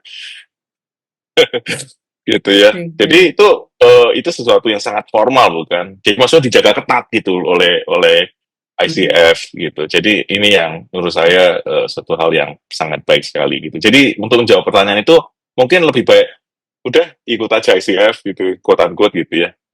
Nanti di ini kok standarnya akan mirip-mirip. Oke, baik. Terima kasih, Pak Husin. Jadi, in term of etika, kita bisa juga belajar dari ICF ya, Pak Husin ya, dan bisa Yes, diterapkan di dalam proses mentoring. yes. Oke, baik. Ini ada di kolom Q&A, saya bacakan dari Jati Sulung. Bagaimana jika kita mementori seseorang yang awalnya memberikan kesediaan diri untuk mau maju, tetapi kemudian di tengah jalan mengalami kemunduran dan stagnasi, sehingga membuat relasi mentoring seperti mandek di tengah jalan. Dari sisi mentoring, bagaimana mengatasi masalah ini? Apakah dengan mengakhiri relasi mentoring atau ada hal lain yang bisa dilakukan? Terima kasih. Iya, wah pertanyaannya bagus-bagus ya. Jadi ya tentu ini sangat challenging ya karena sekali lagi di perusahaan itu teman-teman HC itu masih suka begini nih. Oh, itu siapa anak buahnya? Anak buahnya siapa itu? Husin Wijaya. Oh, ya Pak Husin, mentoring dong, ajarin dong gitu. Nah, permasalahannya adalah bisa jadi anak ini bukannya nggak pinter, bukan apa, dia nggak suka sama saya. Begitu. Gaya kepemimpinan saya itu tidak disukai. Gitu. Nah, sehingga mentoring seakan-akan berjalan dengan baik itu bukan karena berhasil mentoringnya, tapi karena dia merasa saya atasannya gitu. Ya, dan ingat ya bahwa organisasi di Indonesia itu kebanyakan itu pengen cepet-cepet kan dapat hasil kan. Sehingga cara mereka itu adalah lebih direktif kan. Lebih direktif ya. Setuju nggak rekan-rekan sekalian ya? Jadi kalau misalnya kita penetapan target gitu, target perusahaan gitu, mana ada, ya kan? Padahal di teorinya, waktu saya belajar di University of California Davis misalnya, atau di Wharton waktu itu, di Wharton tuh profesor sampai bilang gini, sekarang ini kalau kamu pengen gerakin semua insan organisasi untuk bisa mencapai target, kamu harus libatin dia dong di dalam penetapan target. Ya kan? Jadi pendekatannya harus bottom up, gitu. Ya boleh top down, tetapi bottom up juga harus. Nah, nanti ketemu di titik tertentu, ayo nego-nego-nego, udah, ini punyanya kita semua ya, jalanin gitu. Kan sebenarnya ideal ya, teorinya ya. Tapi di Indonesia nggak gitu kan. Kalau kita tanya anak buah kita, terus dia bilang, Pak, ini targetnya ketinggian, naiknya, wah ini, oh begini, turunin ini, gitu. Sedangkan kita sendiri, ya kan ada target tertentu, ada, yang hal-hal yang mereka mungkin tidak tahu, ya kan. Nah, sehingga akhirnya menyebabkan selalu konflik. Nah ini saya rasa jalan keluarnya adalah tanya ke mentinya ini, kamu dapat manfaat enggak dari mentoring dengan saya? Kalau enggak dapat manfaat, let's call it a day, gitu. Saya cariin mentor yang baik untuk kamu, yang cocok buat kamu. Kalau kamu enggak ngepas dengan saya, jangan diterusin, kan nanti jadi konflik buat apa? Ya, jadi sekali lagi ya, sama di coaching juga. Saya pernah mengcoaching satu debt head, gitu ya. Dia minta saya 6 kali, tapi waktu yang keempat dia sudah merasa kayak kurang cocok ya gitu. Ya sudah, aku kan ngerasa ya, dia tuh kayak mulai nggak nge-blending dengan coachingnya gitu. Sehingga akhirnya saya tanya, sampai di titik ini kamu rasa bagaimana perkembangannya segala macam gitu. Dan untungnya dia jujur mengatakan, Pak Husin, saya kayaknya nggak dapat apa-apa. Awalnya dapat, tapi setelah itu nggak dapat. Ya sudah, kalau bilang kalau nggak dapat, let's call it a day. Itu kita harus batalin agreement-nya karena tidak perlu dilanjutkan toh karena satu dan lain hal itu. Gitu. Jadi ini memang perlu terbuka satu dengan lain. Makanya saya bilang harus nanti pelan-pelan itu jadi peer like gitu. Nah, jadi kalau peer like ini dia sudah deep kan relationship-nya. Jadi dia nggak sungkan-sungkan tuh ngomong, Pak Husin, sorry ya, kayaknya berapa kali mentor ini kayaknya aku nggak dapat apa-apa dari Pak Husin. Gitu. Ya, kalau sudah seperti itu, Kak, teman mentor jangan tersinggung ya. Merasa, kurang ajar gitu. Saya ini seniormu loh, gini-gini. Aku di pengalaman di industri 25 years, 30 years. Sekali lagi, ini bukan kepentingan mentornya, tapi ini kepentingan mentinya. Ingat ya rekan sekalian, coaching juga sama kan? Coachingnya yang berkepentingan, bukan si coachnya. Gitu. Kita ini adalah semacam kasih guidance, kayak apa gitu kan. Jadi, sekali lagi kalau coachingnya merasa enggak, atau mentinya nggak merasa dapat apa-apa, ya putusin, cari mentor baru. Mungkin itu saran saya. Baik, baik. Terima kasih Pak Husin. Semoga terjawab ya, Mas Jati Sulung. Oke. Pak Husin, saya jadi penasaran. Sebenarnya apa sih kualitas utama yang harus dimiliki oleh seorang coach? Seorang mentor. Kebiasaan coaching. Iya. Kualitas utamanya apa yang harus dimiliki oleh seorang mentor? Iya, iya. Jadi gini, sekali lagi kalau lihat dari definisi, pertama dia harus punya pengalaman, pengetahuan yang besar di konteksnya. Jadi rekan-rekan sekalian gini ya, kamu pengen jualan gitu dengan lebih baik, kamu harus cari orang yang pinter jualan kan, bukan pinter bikin project management, misalnya begitu. Ya, jadi pengalaman itu, nulis itu tuh harus spesifik, konteks bound namanya. Jadi dikontekskan gitu. Jadi itu penting. Yang kedua tentunya adalah harus dewasa ya, melihat bahwa ini bukan apa ya, bukan glorifying yourself gitu. Kan ada tuh orang-orang kayak merasa aku nih udah pengalaman, udah senior segala macem. This is my time to glorifying myself. Gitu. Diakui oleh semua orang bahwa aku nih orang expert, orang itu forget it. Forget it. Aku juga aku berulang kali melakukan self reflection tiap hari untuk apa? Untuk ngingetin bahwa saya ini bukan seorang coach dalam konteks glorifying myself. Tetapi bagaimana kita bisa membuat sang dan sang menti ini menjadi orang yang lebih capable gitu, orang yang lebih transformatif begitu. Jadi tugas kita adalah create leaders gitu, bukan making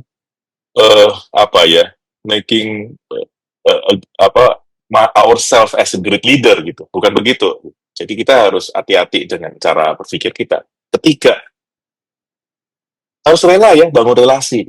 Bangun relasi ini kan makan waktu, makan tenaga, makan pikiran. Setuju nggak? Kalau coach itu ya, kan sekalian ya, kenapa aku tuh mulai pikir-pikir gini ya, kenapa banyak orang pengen jadi coach di luar negeri ya? Karena hubungannya singkat-singkat, 6 kali, 9 kali, 10 kali, dan gitu. Ya kan? Marcia Reynolds, ini salah satu MCC yang saya sangat kagumi karena dia banyak menulis buku yang sangat bagus. Salah satunya Coach the Person Not the Problem.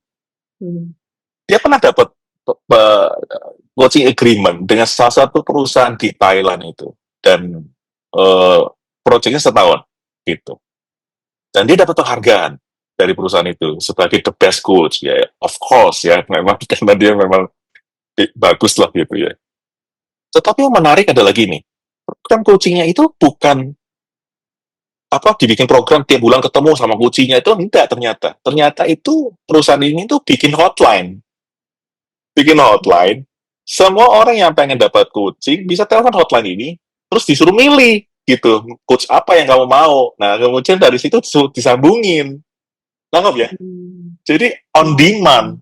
Jadi bukan kayak di Indonesia, Husin bisa coach kita nggak bisa tiap bulan ketemu 2 kali ya, oke. Nah, ngerti nggak? Jadi ini agendanya korporat, bukan agendanya si coachingnya. Nah, sekali lagi, ini memang dilema. Karena si coaching-nya kadang-kadang nggak lihat gajah di depan matanya. Gitu. Gitu. Sehingga akhirnya menyebabkan dia juga nggak merasa perlu untuk berubah. Gitu. Dia merasa pimpinan yang harus berubah. Akhirnya pimpinannya merasa, kamu yang harus berubah. Nah, karena yang punya kuasa pemimpin, ya akhirnya dia terpaksa duduk di depan saya terus di coaching gitu. Makanya saya selalu ya bilang sama si ya, misalnya HC misalnya ya atau siapa ini, saya tuh coach loh ya, saya bukan mentor loh gitu. Jadi coach itu tuh percakapan rahasia, ya kan harus transformatif, ya kan, dan si coach ini harus ngerti bahwa dia itu memang butuh di coach. Kalau dia tidak butuh di coach, ya pertemuan pertama itu saya tidak akan ngomong tentang coaching agreement, goals atau apapun, enggak, ngobrol aja sama dia udah. Agar dia merasakan, oh ini coaching ya, gitu. Gitu. Kadang-kadang gitu kan, kadang-kadang kita sudah di hire, pertama kali langsung coaching kita, karena pede banget mau dia butuh coaching. Ya, padahal dia duduk situ tuh atas perintah HC-nya gitu, atas direkturnya gitu, dan terpaksa kan. Nah, yang terpaksa-terpaksa gini nih nggak pernah dapat hasil. Saya pernah mentraining 154 manajer di satu bank, ya, yang benar-benar transformatif, paling cuma 2-3 orang. Yang lain kemana? Yang lain bukan tidak transformatif, tetapi dia mau apa ya, baru mau mulai gitu. Oh nggak, oh gini coaching, baru mau mulai. Tapi yang 3 orang ini dari awal udah ngerti gitu. I'm sorry, jatuh ini. Udah ngerti gitu bahwa oh, oh apa, oh ini yang gue mau gitu, gitu. Jadi akhirnya dapet. Saya pernah buat, saya pernah cerita sama Bu Pepi dan kawan-kawan mungkin ya. Saya pernah mengcoaching satu engineer. Dia tuh ngurusin apa proyek-proyek lah gitu. Tiba-tiba dimutasi sama HC-nya jadi orang sales. Dia bingung. Aduh, dia bilang, ini kerjaan apa ini sales? Aku udah pernah ngomong sama orang, selalu lihat pipa, lihat denah gitu kan, nggak pernah ngomong sama orang, introvert. Sekarang jadi harus ngomong gitu. Dimulai dari mana ini? Nah, ketika dia lihat saya punya ini Instagram, dia hubungi saya, terus saya katakan, Pak, betul-betul apa? Saya perlu di coaching sama Pak Usin. Saya bilang, kamu ngerti nggak coaching mentoring nih? Gitu kan. Nggak ngerti ya sudah wis, ketemu pertama kali aku jelasin. Jadi pertemuan pertama itu selalu bentuknya adalah menjelaskan dulu distinctiveness dari coaching dan mentoring. Agar si coachingnya atau mentinya nih ngerti, ini nih coaching atau mentoring sebenarnya diharapin. Gitu. Nah, dari situlah kemudian dia mengerti, oh ya ya ya, oke gue. Ternyata saya bukan butuh coach mentornya. Saya butuh atau ini loh, ngadepin mental ini loh.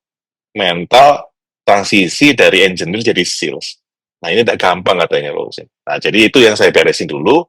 Kemudian setelah itu baru dia minta mentoring. Ya, nah gitu. Nah, ini baru ciamik lah kalau bahasa Surabaya nih. Ciamik gitu, gitu. Nah, ini bahasa Coach Heru tuh, ciamik. Gitu.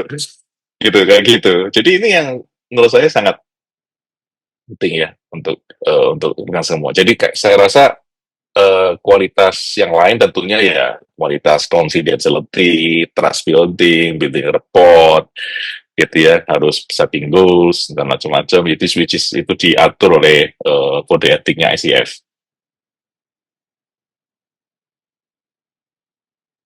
Baik, terima kasih Pak Husin. Sudah ada pertanyaan lain lagi, saya langsung dengan yang pertanyaan dari attendees. Yang kedua, tadi disampaikan bahwa mutual benefits mentoring terjadi saat peer-like. Kalau secara struktur organisasi hierarki, maka orientasinya seperti apa ya Pak? Kata Mbak Tina. Ya, begini Mbak Tida, terima kasih pertanyaannya bagus sekali. Saya pikir memang ini challenging ya, sangat challenging. Karena kenapa? Karena sekali lagi organisasi di kita nih, yang ada di sekitar kita di sekarang adalah organisasi yang sangat hierarki. Dan saya jarang sekali ketemu organisasi yang sangat egaliter. yang sangat less birokrat. Ya, jadi eh, antara bawah sama atas itu bedanya cuman satu dua gitu. Gitu. Kadang-kadang kan kita tuh suka dibuat ngada-ngada kan. Ada staff supervisor, senior supervisor, manager, senior manager, ya terus gitu. Sampai terakhir tuh saya denger ini, eksekutif chairman, wopo kabeh. Chairman jadi eksekutif ya, piye? Pernah dengar nggak rekan sekali itu? Nah ini biasanya samar-samaran dari owner bisnisnya itu yang nggak mau lepas ke CEO-nya, sehingga dia bilang, aku chairman, tetapi aku eksekutif juga ya, aku ikut ngatur ya gitu, ya bodoh wae gitu. Nah jadi tentunya memang akhirnya relasi jadi janggal gitu ya. Karena apa? Karena mau going di itu susah. Kebayang ya, rekan sekalian ya. Saya atasannya Bu Pepi jadi menti saya, ketemu setiap bulan ngobrolin sesuatu yang sifatnya confidential. Bagaimana rasanya?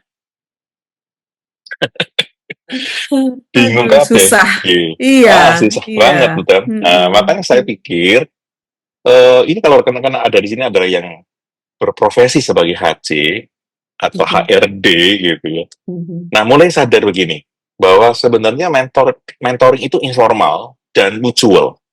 mhm, Jadi kalau boleh gitu ya, misalnya tadi si Husin jangan mengcoaching Bu Pepi dong. Si Husin mengcoaching Ibu Reni misalnya mhm, gitu. Nah, Ibu Pepi mengcoaching Ibu Kiki misalnya gitu kayak gitu. mhm, Jadi mhm, eh jadi ini harus disadari bahwa ini tuh tidak bisa dilakukan secara sempurna kalau pendekatan hierarki. Makanya definisi tadi ya, definisi mhm, yang saya dapatkan itu sangat tepat, yaitu bahwa mentoring itu tidak boleh dalam konteks traditional structure, tapi harus dalam konteks unstructured gitu loh. Dalam konteks unstructured. Nah, ini eh, harus mulai ya artinya mulai digaung-gaungkan ke semua perusahaan ya bahwa jangan sampai begitu. Kalau begitu itu bukan mentoring namanya. Itu namanya kayak bimbingan gitu, ngajar gitulah. mhm, Jadi bukan mentoring. Kadang-kadang mentoring itu bukan sekedar knowledge and skill kan, tapi dalam perjalanan tiba-tiba dia ngomongin sesuatu yang sangat ini kan, intimate gitu, problem mhm. pribadinya gitu. Nah ini sesuatu yang perlu dipikirkan. Oke, Begitu, ya. baik, baik. Terima kasih. Ada satu lagi di kolom Q&A dari Mbak Amelia Fardianti. Bagaimana cara seorang menti dapat lebih proaktif dalam proses mentoring dan apakah mentoring secara virtual itu dapat efektif? Baik. Jadi saya pikir begini, tentunya tadi ya, kalau dia belum trust dengan ibu ya dengan bapak, dia Mhm, tidak akan proaktif lah. Gitu. Dia tidak akan proaktif. mhm, Jadi sekali lagi, proactivity ini harus dibangun gitu. Dan tidak mudah memang, tetapi di awal waktu agreement harusnya ngomong gitu bahwa ini akan efektif kalau kita berdua bisa saling proaktif, kolaboratif.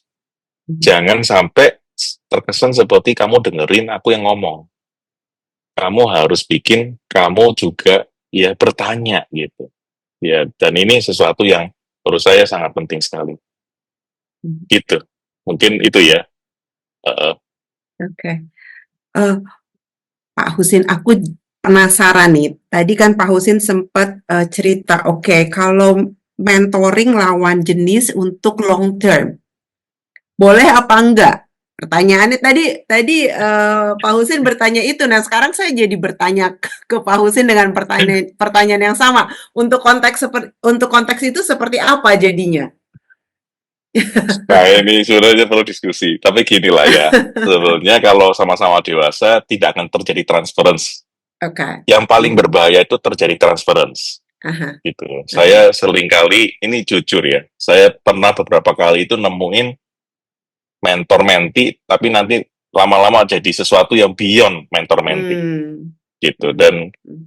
di dalam profesi saya sebagai konselor itu juga diajarkan etika itu. Kami Oh ya. tidak boleh melakukan satu sesi yang lama dengan lawan jenis, oleh karena yang lawan jenis ini nanti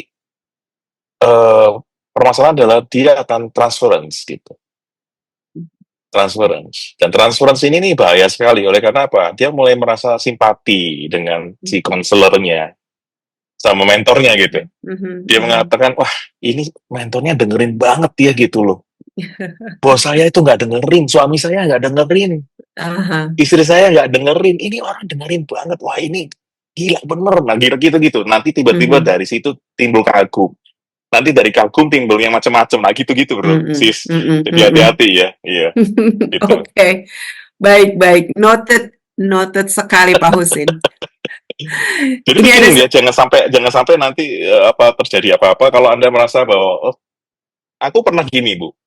Yang nantinya itu ternyata sorry aku harus pindah ya karena aku lagi di library-nya apartemen dan Oke. sudah tutup. Oh, Tapi oke. anyway, saya pikir gini, eh saya pernah dapat itu ya, satu isu itu gini, yang jadi menti itu perempuan cantik, dan yang topik yang di ngomong itu tentang hubungan suami istri. Nah itu hati-hati udah. Kalau makanya in counselor ini ya, kalau ndak punya hati yang menolong dengan etika itu, ini bahaya sekali. Jadi permainan tertentu itu. Makanya hati-hati, rekan sekalian jangan sampai ada hidden agenda. Ya. Etika memang menjadi Betul. sangat penting sekali dalam hal ini Exactly. ya. Maka ICF juga sangat mengatur sekali etikanya di dalam coaching ya. Betul. Oke. Ya, izin aku bergerak dulu ya. Baik, Pak Husin, ini kebetulan ada satu pertanyaan lagi yang terakhir. Sambil Bapak berpindah tempat, saya bacakan ya Pak, mudah-mudahan masih bisa terdengar jelas dan Bapak bisa memberikan Bisa. jawaban kemudian. Oke. Pertanyaannya adalah, apa tips untuk seseorang yang tertarik berkarir di mentoring?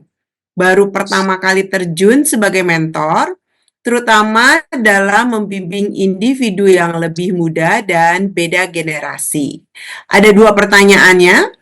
Yang kedua adalah bagaimana caranya apply di pasar mentor. Hehehe. Dari Restu Sinaga, ada lengkap nih Pak Husin, ada hehehe-nya. Mungkin sedikit pasar mentor juga nanti boleh diceritakan ya Pak Husin, apa sih ini gitu pasar mentor ini, terus kalau mau ke sana bagaimana gitu. Ya, terima kasih ya Mas ya. Jujur memang pasar mentor ini saya dirikan ini sementara ini masih dalam bentuk gerakan ya. Jadi ini bukan PT, bukan apa gitu, jadi gerakan. Tapi saya senang sekali ya kalau kita bisa artinya bisa membuat gerakan ini menjadi satu gerakan yang positif lah begitu. Ya mungkin nanti sama dengan Bakudaya kali ya bisa diskusi gitu ya untuk buat gerakan ini menjadi lebih egaliter, konkret gitu ya.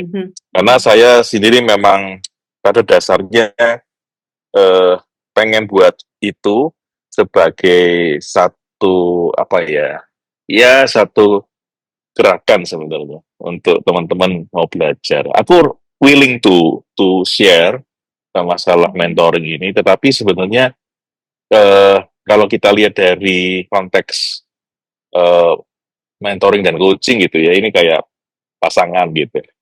Jadi Anda bisa ikut coaching, kemudian nanti nambahin dengan mentoring, it's very powerful gitu ya. Jadi nggak apa-apa kalau terima kasih ya Bapak Ibu yang sudah nanyain tentang itu ya, karena saya memang sangat sangat kalau boleh dibilang tuh sangat entrepreneur sebenarnya. Gitu. Jadi pendekatan saya itu entrepreneurial. Jadi saya lihat-lihat dari pengalaman kok banyak nanya mentor dari situ wis tak bikin pasar mentor gitu ya. Dan tidak berarti bahwa itu sebagai sesuatu yang sebenarnya pengen saya duitin gitu, enggak gitu juga gitu. Jadi ini lebih kepada seperti itu. Jadi tetapi ya tentu who knows ya kan, kalau ada yang pengen diskusi dengan saya untuk yuk lanjutin gitu, monggo ya. Karena sementara ini saya masih berdua saja, belum Mhm. ada niat untuk kemudian ngembangin sampai seperti apa gitu. Jadi Mhm. lebih kepada masih di situ. Oke. Oke, baik. Nah, tadi yang pertanyaan pertamanya Pak Husin adalah apa tips untuk seseorang yang tertarik berkarir di mentoring dan baru pertama kali terjun sebagai mentor dan membimbing individu yang lebih muda, beda generasi? Ya, saya rasa mentoring itu sebenarnya in every level ya, Mhm. dan kan definisinya adalah yang penting berpengalaman Mhm. ya, punya skills yang lebih dan punya pengalaman dan pengetahuan yang luas di bidangnya gitu. Dan saya rasa begitu rekan-rekan mendalami, misalnya Anda seorang engineer gitu, bisa memberikan masukan atau memberikan pengetahuan pengalaman Anda di dalam men-engineering sesuatu, ya Anda mentor itu. Benar nggak sih? Mhm. Mhm. Gitu ya. Mhm. Dan kalau Anda jago banget di coaching gitu, terus kamu pengen sharing bagaimana atau kamu bisa membimbing orang itu menjadi seorang coach, kan ada mentor itu. Kan kalau di IC ada sertifikasinya namanya CMC, Certified Mentor Coach namanya Mhm. gitu. Nah, jadi itu sebenarnya rekan-rekan sekalian yang ada di sini, Anda itu semuanya itu bisa jadi mentor, dan definisinya kan adalah itu tadi gitu. Jadi kayak saya ini selalu suka diminta untuk mementoring marketing and sales gitu, karena saya memang background saya mentor and sales, mentor Mhm. marketing, mentor sales gitu. Jadi saya Mhm. buat strategi buat apa, karena saya dulu mantan konsultan gitu. Jadi saya bisa membangun gitu ya, marketing strategi ya, sales strategi gitu. Tapi kalau kemudian rekan-rekan minta saya, Pak Usin, mentor dong itu misalnya bagaimana membuat kue yang enak, ya susah. Aku udah iso ya. Itu harus tanya yang punyanya Holland Bakery kali. Baru ya kan gitu ya. Atau Johnny Andrean lah gitu ya barangkali, karena dia bikin Jeko. Jadi Mhm. itu yang menurut saya itu semua teman-teman di sini punya potensi itu gitu. Baik, Jadi baik. silakan ya rekan sekalian, tinggal nanti belajar ininya aja, maksudnya model-model mentoring yang ada di misalnya di dunia apa aja, tinggal di adjust gitu gitu. Mhm. Mhm. Oke, baik, baik, Pak Husin. Nanti mungkin pasar mentor kita bisa diskusi lebih jauh dengan Baku Daya ya. Terima kasih banyak. Nah, Pak Husin, tadi itu pertanyaan terakhir dan merupakan juga bagian akhir dari sesi talk show kita pada malam hari ini. Terima kasih banyak kepada Pak Husin yang tadi sudah share, sudah present tentang mentoring, dan juga sudah menjawab semua pertanyaan dari teman Baku Daya yang hadir di sini. Pertanyaannya dijawab dengan ciamik, Pak Husin ya. Jadi sekali lagi thank you banget Bapak, sehat-sehat selalu Pak Husin ya, Iya, supaya iya. semakin banyak orang yang terinspirasi lagi atas pemikiran Bapak, atas sharing Pak Husin. Amin, amin. Demikian juga dengan Ibu Pepi, Ibu Reni, yang lain-lain di Bakudaya ya. Ya, Semoga memberikan terang lah kepada semua orang gitu ya. ya, ya. Thank you. Thank you Pak Husin. Sama-sama, Mbak Nah, Pepi dan teman-teman sekalian. Semoga kita bisa bertemu kembali, oke? oke, terima kasih.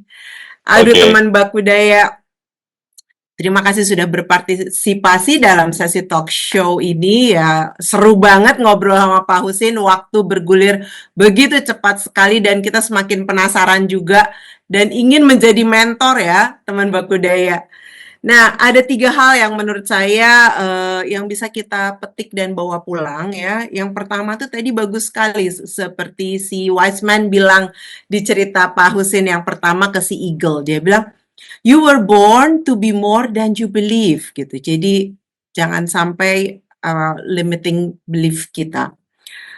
Yang kedua adalah tadi mentoring itu adalah hubungannya resiprokal, dinamis antara mentor dan mentee dalam learning environment yang kedua belah pihak dapat benefit. Itu bagus juga tuh ya. Memberi insight buat saya secara pribadi, kedua belah pihak dapat benefit. Biasanya selama ini pemikirannya adalah si mentinya yang akan lebih banyak mendapatkan benefit karena mentornya yang sharing. Ternyata tidak, both side mendapatkan benefit. Dan yang ketiga, untuk teman-teman yang ingin menjadi seorang mentor, siapa saja bisa, yang penting punya pengalaman, pengetahuan yang luas, dan konteks bound, jadi dikaitkan dengan konteksnya apa.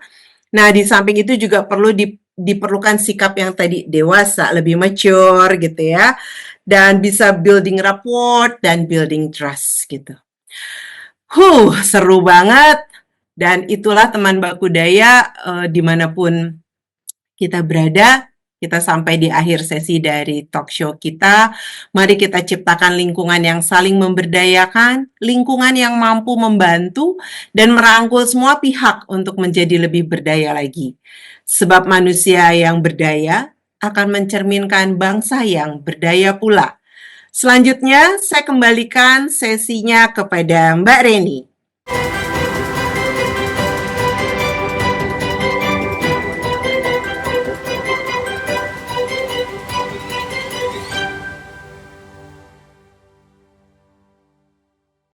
Terima kasih Mbak Pepi, terima kasih Pak Husi. Seru banget ya, seru banget. Oke, baik kalau begitu aku serahkan sesi berikutnya ke Mbak Reni, aku mohon pamit. Thank you ya. Nah, teman Bakudaya, terima kasih sudah bersama-sama sampai di segmen akhir live webinar Mentoring. Empower yourself through the wisdom of others malam ini. Special shout out untuk teman-teman Coaching Mentoring Institute. Terima kasih sudah membersamai sepanjang sesi, bahkan seru sekali di grup WhatsApp. Nah, untuk membantu kami dalam webinar-webinar berikutnya yang lebih baik lagi, kami memohon kesediaan teman Bakudaya mengisi feedback form yang linknya ada di kolom chat. Kemudian, seperti yang saya janjikan, sebelum webinar berakhir, saya sampaikan lagi 3 hal. Pertama, terkait sertifikat, bagi teman Bakudaya yang menghadiri webinar secara utuh dan menghendaki sertifikat kehadiran, silakan isi feedback formnya, kemudian konfirmasikan penulisan nama pada form yang bisa diunduh setelah feedback form selesai diisi. Kedua, rekaman webinar malam ini dapat teman Bakudaya akses di kanal YouTube Bakudaya, juga rekaman webinar bulan-bulan sebelumnya. Dan yang ketiga, ikuti terus update dari Bakudaya di sosial media baik Instagram, LinkedIn, ataupun Facebook, Bakudaya. Silakan dicari. Baik, semoga teman Bakudaya berkenan dengan persembahan kami malam ini di bulan Februari, bulan penuh kasih sayang, compassion untuk mendukung pertumbuhan satu sama lain. Saya, Reni, dan tim Bakudaya yang bertugas malam ini mengucapkan terima kasih yang sebesar-besarnya kepada Pak Husin Wijaya sebagai keynote speaker, Mbak Pepi sebagai moderator talk show. Terima kasih sekali inspirasi dan energi yang sudah dibagikan malam ini. Dan tentu saja apresiasi tinggi untuk semua teman Bakudaya yang hadir dari manapun teman Bakudaya berada. Terima kasih, terima kasih, terima kasih. Kami pamit, sampai jumpa di webinar berikutnya.